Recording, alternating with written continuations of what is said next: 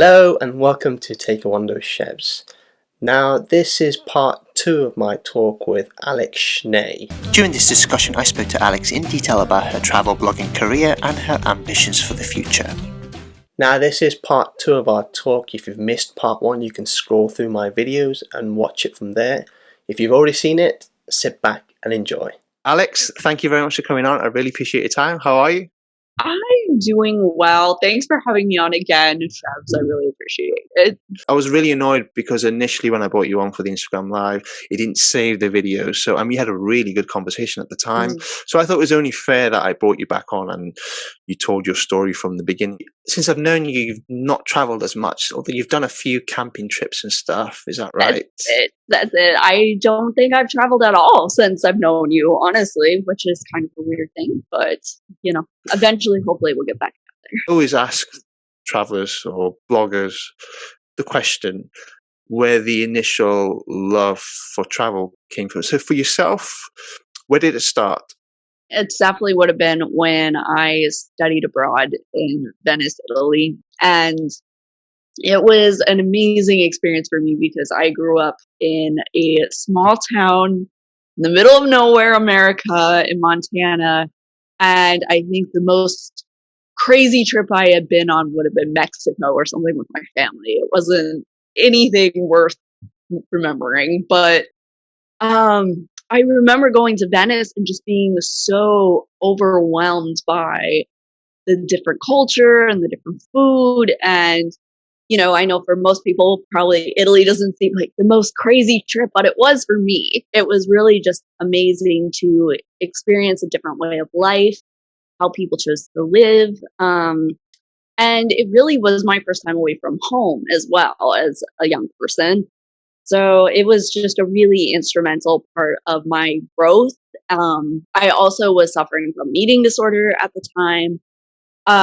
So it was a big experience for me to learn to take care of myself without my family, to learn to eat food and enjoy it.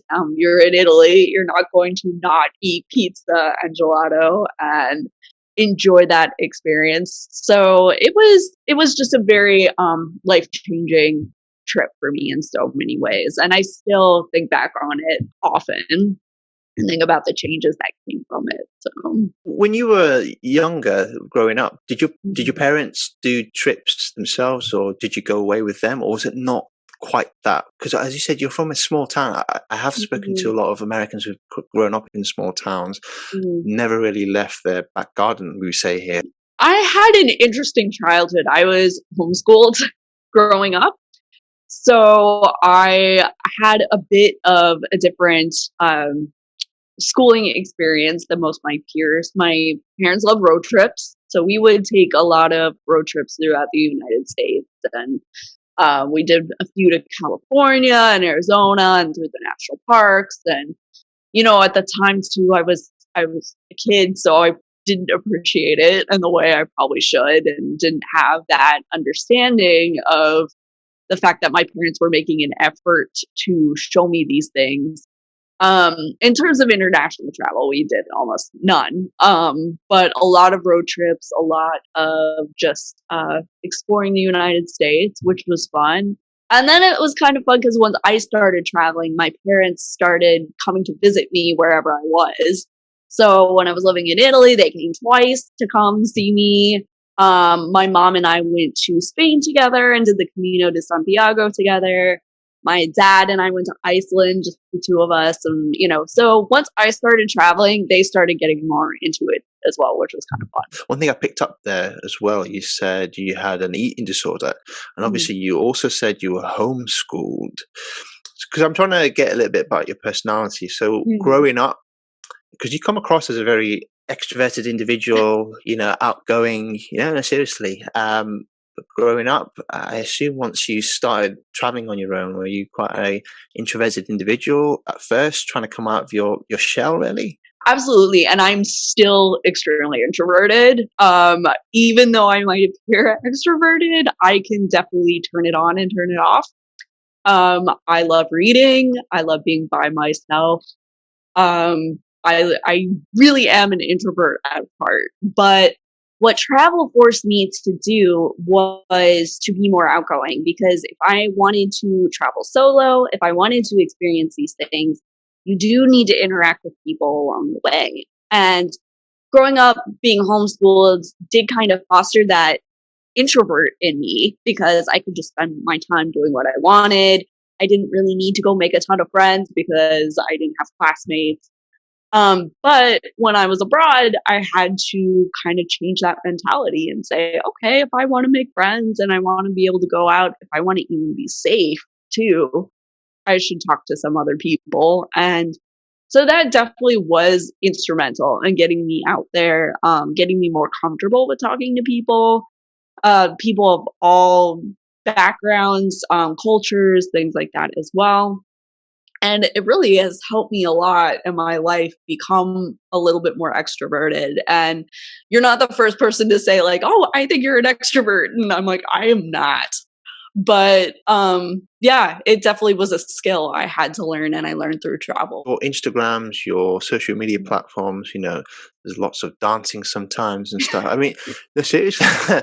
I don't even dance. So to do all that sort of stuff, I guess because I was quite an introverted person myself growing up, Mm, and there's certain moments where it does change. So I think for me, it was actually, to be honest with you, it was more to do with working part time in a restaurant for the first time at mhm. the age of 16. I remember I couldn't say hello to someone. You're still quite young, by the way, so you've got still time to still got time to develop as a person. So I guess it's development as an individual, isn't it? Mm. That helps with travel. What about your education? So, did you study tourism at all? Did you study journalism? Did you study what was it that you did in school? When did you realize that blogging was something that you wanted to do? Great question. I studied writing from an early age, creative writing. I went to again. I published a book at a young age. I was 16 when I got my first book contract, and my only book contract, but that was the age. At Um, least you had the contract. That's an amazing feat to Thank have. At you, 16, isn't thank it? you. It's pretty. Not many people can say they're an author at 16. Oh my gosh, it's funny though, because I look back on that and I'm like, that was almost 15 years ago. That was good. Well, not quite, but it was a long time ago. It feels like not that long, but it was that long. So, but yeah, writing was always a huge passion of mine. Talking about being homeschooled and spending time alone, I would just write. Writing was something I'd sit down and do. I'd write short stories. I'd write articles. I loved writing reports. Everyone thought I was crazy, but I did. It was like, and so writing was a natural thing for me to want to go into. I went to Sarah Lawrence College in New York, which again was a whole other transformative experience after living in a small town in Montana as well. And studied writing there very specifically. And then after that, it was right during the time where book publishing was kind of going by the wayside. Amazon was becoming a big factor in what you published and what the publishing houses were publishing. So it was more shifting to the online environment at that point. Like journalism was still sort of a thing, but it was clearly headed in this direction. And blogging at the time was very diary oriented. It was very, you write down your feelings and you just put it out there. But over time you could see that it was kind of starting to go in a more informational direction. So I started blogging, oh geez, like probably around 16 too. So I've been blogging really for a long time.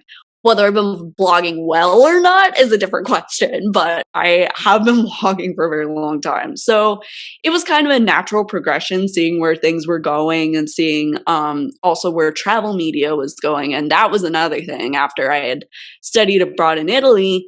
Travel was at the forefront of my mind. I was like, how can I get out there again? How can I experience the world? I have so many more things now that I want to see now that my door has kind of been opened and I've gotten this experience. So blogging was kind of a natural progression in saying, okay, how can I maybe potentially make a living traveling and writing about my experiences? So that's kind of how I got into blogging, that atmosphere. The thing I would say is bloggers are you almost have to have like a piece of everything. So you have to have the writing skills now, because you do it as well. You do like the videoing, editing. I guess the jack of all trades. You have to know everything, don't you? So in some respects, you are the media, aren't you? So you're giving out, and you're also going to be very careful because when you're writing a piece on who you're going to influence. And I think, that shift has been coming for a long time where, again, you're not searching for the media is coming to you. And that is an aspect of blogging, of saying, okay, I'm immediately going to push this out there. And I've definitely gotten a lot of flack from pieces I've written in the past that I put out there, and people didn't like, or they felt was inaccurate, and that's just writing in general. But it is a way of looking at it and saying, I am a media company, even if it is a small media company. But what I'm putting out there can influence people, and it can change how people are going to book their trips, or the cultural attitudes they're going to have when they go into things. And I try to keep an objective perspective, because I do think it's important for people to come up with their own perspective when they're on their trips. I don't want to influence someone by saying, hey, I had this experience necessarily, and it was a bad one. And then they go into their trip and feel like, oh my gosh, I don't think I'm going to enjoy it because this blogger said I won't. On the other hand, you do want to provide them enough information that they can make the most of that experience. And also, they don't go into it with blind eyes and just going into it and feeling like, okay, now I'm overwhelmed and I wish I had known more. So it's finding that balance. And I like what you said about jack of all trades. And I think another skill is having empathy for the person who is researching or looking at your articles, or even your Instagram posts, or whatever it might be. And saying, hey, okay, where are they in their trip planning process? Where are they in their life?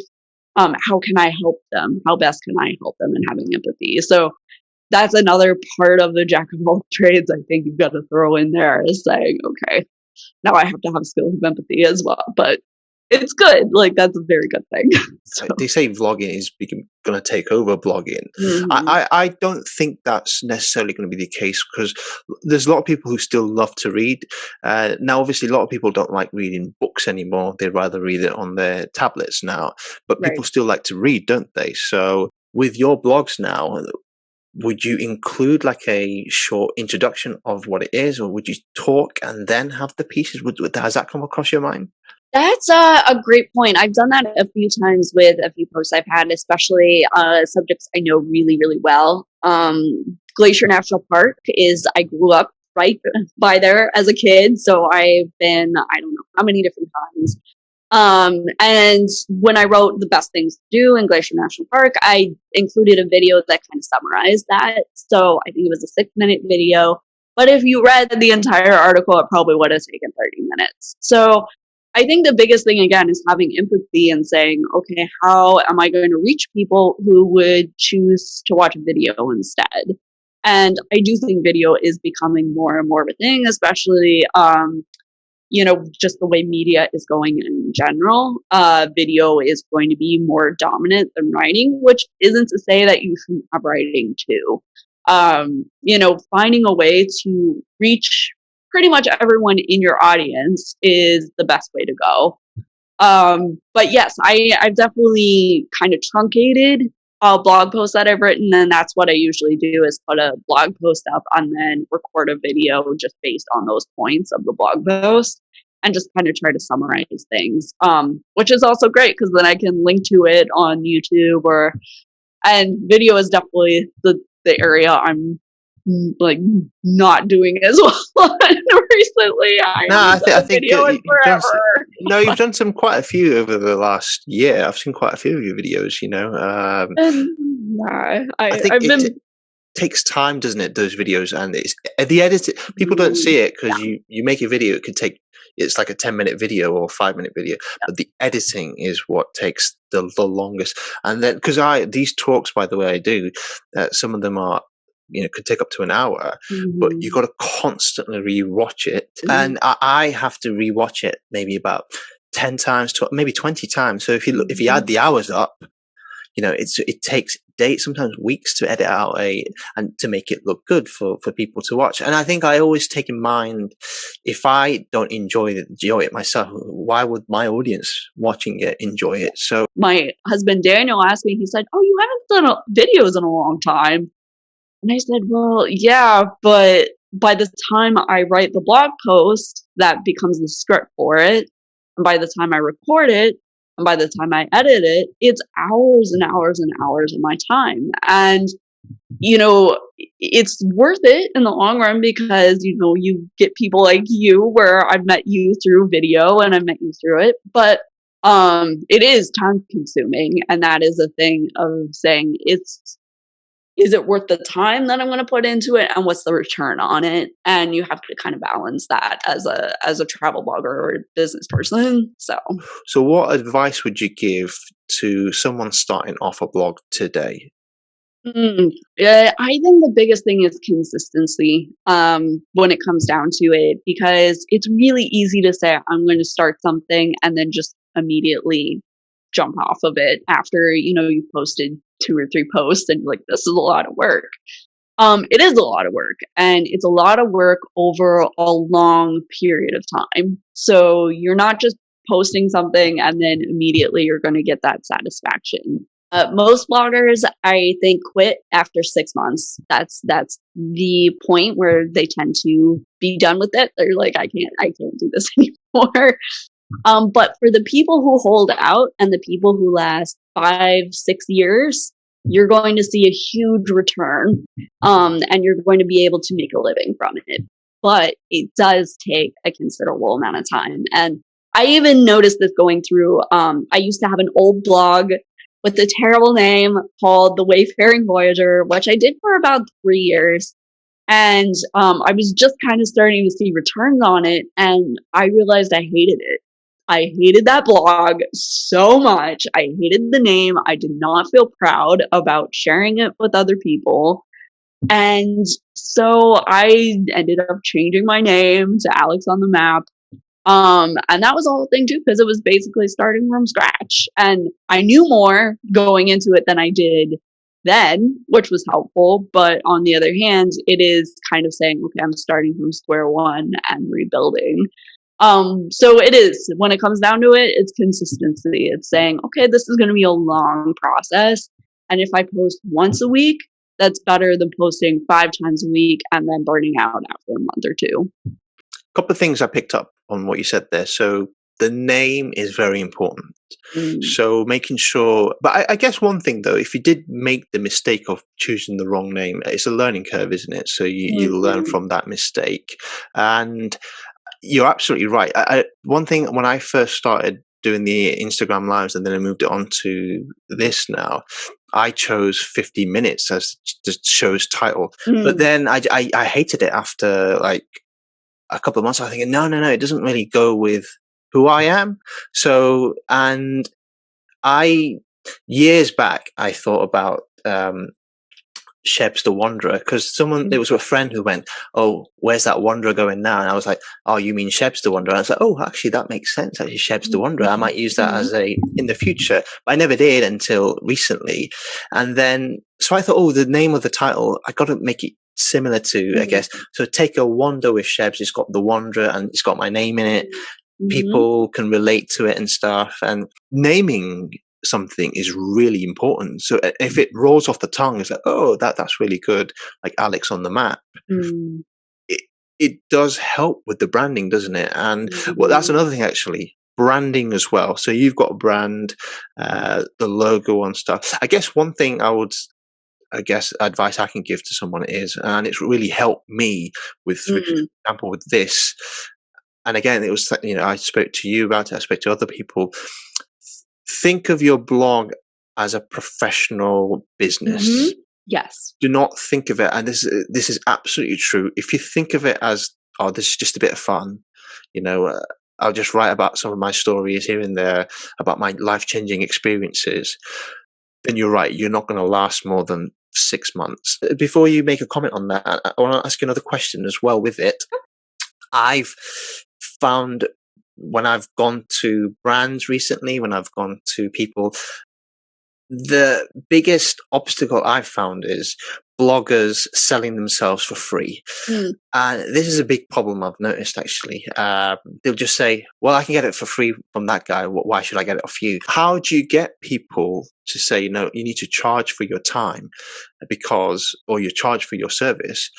It will help other bloggers. And as a business, it will help as well. Do you not think on the long term? Because nowadays people know, advertisers know, bloggers are where you go to. I think education is the biggest thing of saying, it's frustrating because when you're first starting out, you're just happy to get anything. And to some extent, there are some people in the camp where it's like, no, never work for free. Absolutely never work for free.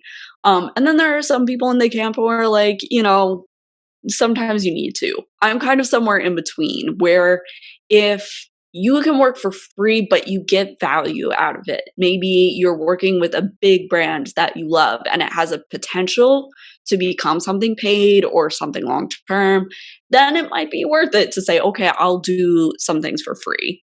On the other hand,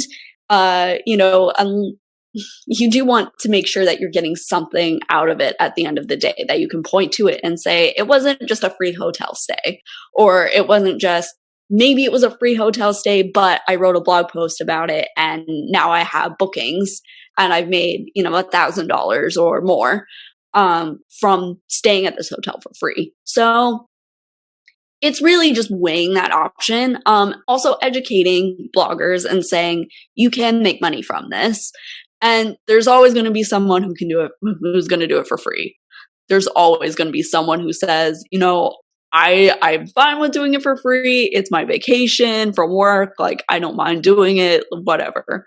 And that's fine. But I do think educating people and saying, here's how to run it as a business definitely adds more clout to the industry and gives it a little bit more professionalism, as opposed to saying, okay, I'll just do all this. But definitely making sure you get value out of it, whether it is money or whether it is the potential to make money, or whether it's just being able to say on your media kit, I worked with National Geographic or something like that. But recognizing what value you can get out of it is the biggest thing. Yeah, what I was trying to make the point was saying it hurts the industry, doesn't it? Where you work for free, then someone like yourself who's working so hard to make a living, and then you go to that same brand and then, oh no, sorry, we're working with someone. And so that was the point I was trying to make. And I guess the other thing I just thought of whilst you were talking then, it's your eventual aim. So for example, I'm not going to lie to you here. So the reason why I started the podcast and stuff, so my goal in life is to become a travel host. I would love to, work on these big travel show programs and stuff. So, and the thing they always say is, what have you got to show me? So this is a bit like a portfolio for me. It's like with any TV show or any, I know this is classed as a podcast in the podcast realm, but I always like to think of it as my chat show on TV. Yeah. But it's not a chat show. I'm not going to kid myself, but I've always treated it as like a chat show with the edits and the intro to the music and stuff. So you were talking about that professionalism. So it looks professional. Again, that comes down to that consistency of saying, this is a long-term goal. This is a business. And as a business, I need to invest in it as well. I think that's the biggest thing is, most of us are starting out on a really lean budget when we are starting our show, whether we're starting a blog, whether we're starting our Instagram account, whatever it might be. But if you are going to treat it as a business and you are going to treat it as something you want to monetize in the future and make money from, then you do need to invest in it a little bit in order to get started. I saw you were on that Clubhouse chat that we had with Jen Ruiz and Jesse from Jesse Festa. And they had a great point about saying, okay, if this is going to be something that you spend money on instead of going out and having drinks, then you're going to go a lot farther with it than you are by saying, I'm not going to invest in it at all. So adding a little bit of money, as you said, with ads, does kind of push it a little bit farther and a little bit faster. You can do something totally for free, but it is going to take a lot longer. It just depends, I guess, what your ultimate goal is. If it is just a hobby and it's something you enjoy on your spare time, or if it is kind of something you want to see growing as a business down the line. You have to go on these different apps, and there's so many now that I can't even keep up with. I'll be honest.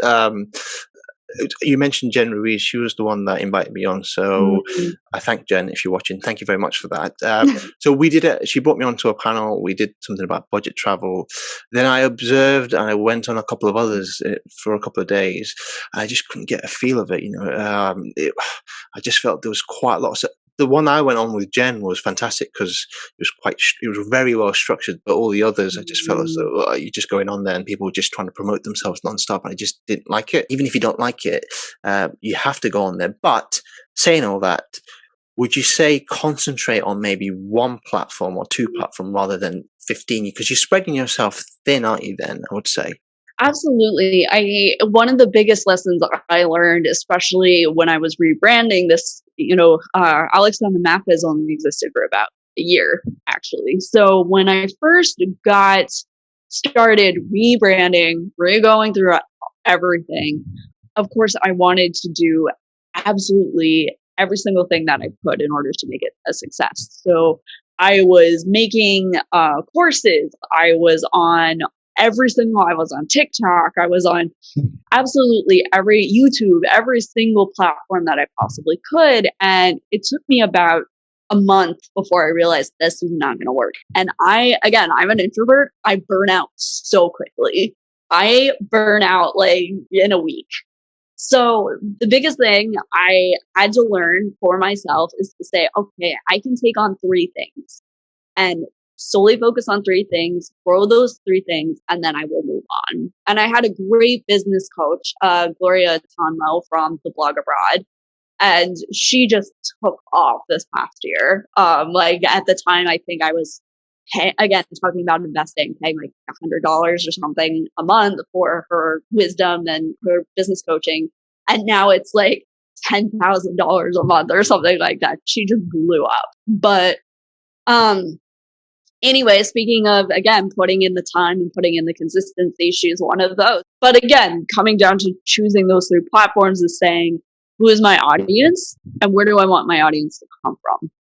So for me, it was definitely the blog.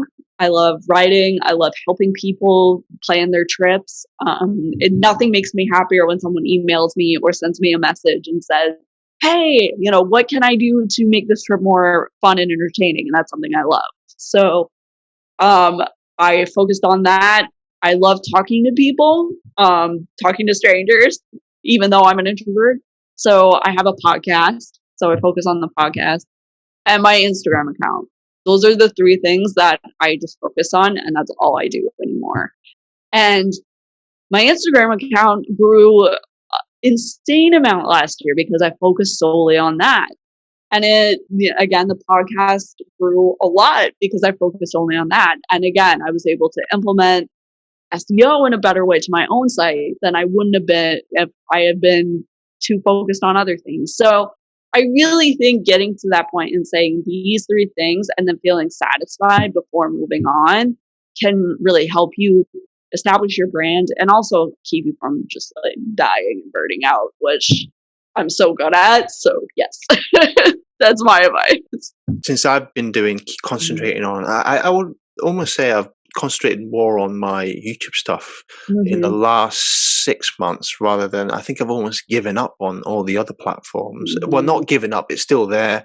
But something like when another app comes out, Clubhouse, which we've just mentioned, that's come out, it can be a bit of I guess you got to get your name in there and stuff, but then who's your audience?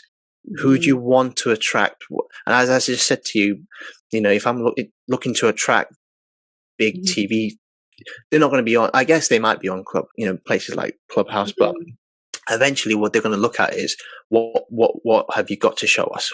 Give us your interviews or whatever. If you want to be someone on the road interviewing people, show us that. Concentrate on a few things, and then hopefully we reap the rewards from it. You mentioned you had like an eating disorder. Why was it important for you to share those stories? And do you get people coming up to you saying, you've helped me through this, reading your blog or reading this article that you've written has really helped, because, I can feel as though I can be open. Absolutely. I think back to when I first probably developed an eating disorder, and I think I was around 13. And it's such a uncomfortable, unfortunate time to begin with. And it is just ripe for people who feel insecure about their bodies. It's just, especially as a young girl. And when I put stuff out there, I think of that 12-year-old, 13-year-old me who was sitting there and just miserable with who she was. And if someone, I think, like me had shown that 12-year-old, 13-year-old girl that it really doesn't matter, and you're going to be able to do all these cool things with your life. You're going to be able to try amazing foods around the world. You're going to start a blog and a company that's on your own. You're going to feel accomplished in other ways than just how you look. So I try to keep that in mind, especially because the age that social media anymore just skews so young. So there's just so much more. When I was 12, we didn't have Instagram, so it's even more overwhelming, I think, now than it was then. It's not easy for me to put myself out there. I don't love saying I had an eating disorder and I suffer from anxiety and depression. I don't love sharing that. But it has helped me also come to terms with it myself, by saying this is something that I struggle with. This is a weakness of mine, and it's okay to share. And I do hear probably from at least 2 or 3 people once a week saying, thank you for sharing this, and thank you for putting this out there. I also suffered an eating disorder. I know someone who suffered from an eating disorder. This is a big problem. And so that in itself is enough for me to continue to do it. And just knowing that maybe I can affect someone and make them feel a little bit better. That's really it at the end of the day. So. Well, it's very courageous, and you've just mentioned something else that I didn't know. Anxiety and depression. These are topics where once upon a time it was all a taboo, wasn't it? You don't talk about these things at all. I've spoken to a lot of American guests, and the British society now, we sort of encourage people to discuss their issues mentally and stuff, and you get time off from if you've got problems at home or anything, we tell them take time off, it's absolutely fine. But I think I've spoken to Americans that said if you show that, it's classed as weakness in some respects. So for you to sort of, I guess, an American audience, American society, to show that side of yourself is actually better for kids growing up to say, you know what, we can be open. We're an open society these days, and it will help in the long term. As I said to you, society will become more and more used to talking about these things, and not feel uncomfortable. So for you to talk about your depression, your anxiety, your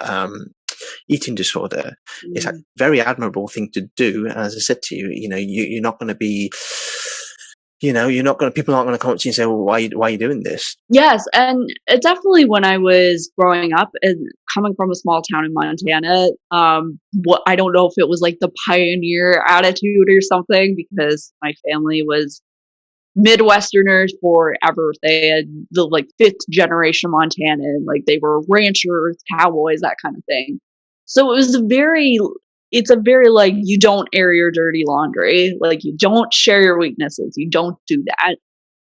And it took me a long time to kind of get over that and say, you know what, there are young kids, I was one of them, who had depression and anxiety and an eating disorder. And I wish someone would have aired their dirty laundry and been like, you know what, you're going to get to adulthood and you're still going to suffer from it, but it's going to be better. So I think thinking back to those people who actually need it, and like you said, creating a more open society. Americans were horrible at that. We're really bad because it might affect your employment or it might affect your relationships.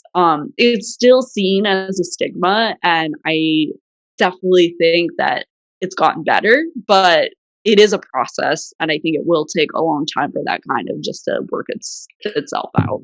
Yeah, I think the other problem as well is again, this is just observation and people telling me that the society is built on you live to work, and if you show, I guess, weakness, you could be replaced quite easily. And I've heard, you take a vacation and you're worried about someone taking your position. You shouldn't have to think like that. Again, the British society or the European, even the Australian, we get a lot of time off. A lot of companies will give them 6 to 8 weeks, sometimes 12 weeks, and you tell an American that and you're like, I only get 3 days off throughout the year. And you're like, what? 3 days off? And so it's that cultural society that, how do you change that mentality? So again, you being very open will hopefully help. I guess you class yourself as a solo female traveler, don't you? Trying to encourage females to travel solo, be fearless. What made you decide, again, is this because of the fact that you grew up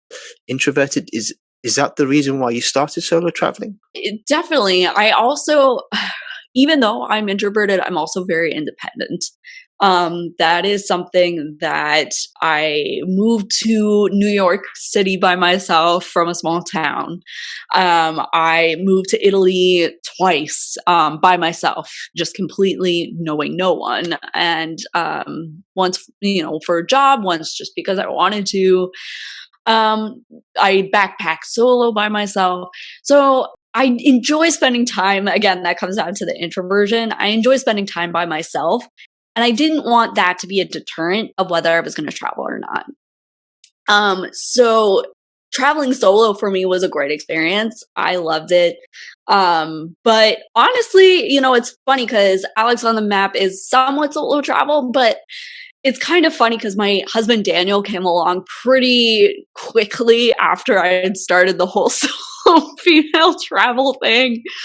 So he was, and he and I both love to travel. So it became kind of like, okay, I do my independent thing and I'll go on press trips without him and things like that as well. But mostly we do travel together anymore. So we thought about starting a couple travels blog, but we're both. That's what I was going to ask you, actually, that because the question just came into my head. I've never asked you this. Would you not want to start a couples travel blog on the side? Because some people have done it, but then I guess it's a lot of work, though, isn't it? It's a lot of work, and the thing is too is we both work in a similar industry. Daniel works in SEO, we totally thought we love working together. We'll work. I'll edit his stuff, and he'll look at my stuff as well. We work really well together. But we definitely thought about it. We were like, let's start a couples travel blog. Why not? And then, but it's that independence factor again, where we like having our own projects too. So we might have people come in, we might have, say, hey, Daniel, take a look at my SEO strategy real quick. And then he might say, hey, Alex, will you edit my comic book for me? So we have our independent projects that we like working on, but we also come together and work on those things together as well. Can I ask you about your Instagram lives and podcasts that you started? How did you find doing those? So the podcast itself, I know you said you've done really well with it. So you got those two, they're very different, aren't they? Obviously doing the lives and doing the recorded is completely different. It is. I think having some body language is really interesting when you're talking to someone. I enjoy that aspect. I've loved both in different ways. Your interviews are slightly different, as I'm sure when you're just doing audio versus when you're doing video and audio. I really enjoyed it because, again, I'm an introvert. So it allows me to be social for about 30 minutes and then turn it off and be like, thanks, that was great. Like, I enjoyed talking to you. And I, again, like learning, I'm always learning from people that I talk to. And again, the podcast is great because I just, again, you talk to someone for an hour and then you're done. So it's really having that social interaction on my own schedule that makes me happy. But also learning, because each guest I bring on, I try to add some value to someone who's listening, whether they're through the lives on video or whether they're through the podcast as well. Some guests I think have been more successful than others because I just put it out there and I said, whoever wants to sign up, you're welcome to. And so some have been more successful than others, I would say. For the podcast, I feel like every guest I've absolutely loved, because it is a little bit more in depth, I think, than getting on live, Instagram live for 30 minutes and being done. But the podcast, you have to look over things a little bit more. You have to prepare a little bit more, I think. But yeah, I've loved all of it. Again, mostly focusing on the podcast right now. But again, once that season is done, then I'm going to start making video again and then just kind of alternate. So I'm looking forward to doing more Instagram lives, even if they're just with Daniel and I hanging out, which I kind of enjoy the most, to be fair. So. Do you know one of the things with the podcast or any of the shows, I guess it's the meaning behind doing it, you see. So I've explained my reasons of doing it. I guess what is your ultimate goal? Whenever you start a podcast or whenever you start, the question will always be, what is your reasoning behind it, you see? Are you trying to inspire?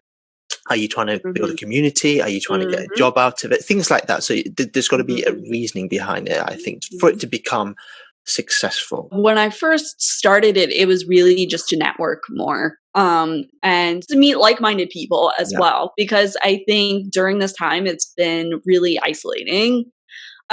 So I think in that way, it's been really good to connect with people either through podcasting or as you've done with lives. It's kind of fulfilled that need for me to network and to meet new people. So for me, when I started it out, at first, it was really just to build more of a community and to feel like, okay, I've got some people that I know in the industry, things like that as well. And I've worked in the industry a long time, but I did want to meet other travel bloggers. I have mostly worked with people who were either Instagram influencers or they were bloggers or something like that, but they weren't necessarily like the kind of travel blogger I wanted to be. So I really just started also talking to people I admired as well and who I thought did a really good job of being authentic and really provided value to their readers. So that's really why I started it. But it kind of grew into something where I think it does provide a lot of inspiration for people because they feel like they can go out and actionably live their dreams, whether it is as a digital nomad or whether it's as a blogger or even just a traveler as well. So that's kind of the ultimate goal, is for people to feel inspired at the end of the day. One thing I've picked up as well is the travel community is actually very small. The bloggers, the journalists, you know, I might have spoken to someone and say, oh, I know that person.